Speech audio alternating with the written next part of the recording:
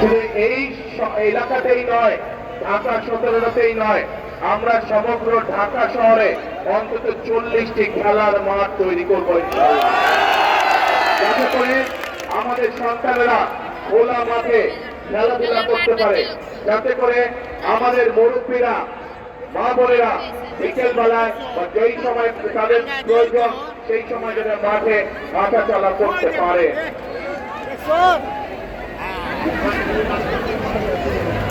প্রিয় ভাই বোনেরা, এই এলাকার মানুষের আরেকটি দাবি আছে।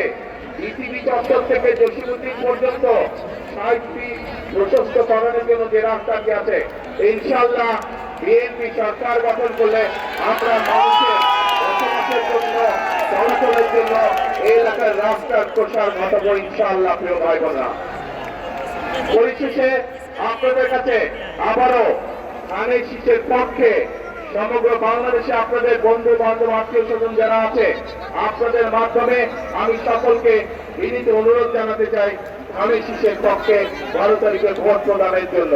এবং আমি যেহেতু এই এলাকারই সন্তান, আমি আপনাদেরই সন্তান, এই এলাকার সন্তান, সেই জন্য এই এলাকায় ধানের শীষের প্রার্থী হিসাবে আপনাদের কাছে 12 তারিখে ধানের শীষের পক্ষে আমি ভোট চাই।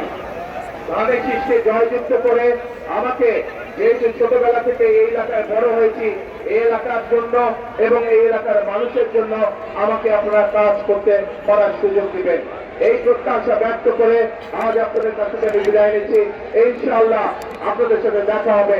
দোয়া করি আপনারা সকলে সুস্থ থাকেন, ভালো থাকেন, আমার জন্য দোয়া করবেন যাতে আমি এই এলাকা সহ সমগ্র বাংলাদেশের জন্য, বাংলাদেশের মানুষের জন্য যাতে আমি কাজ করতে পারি।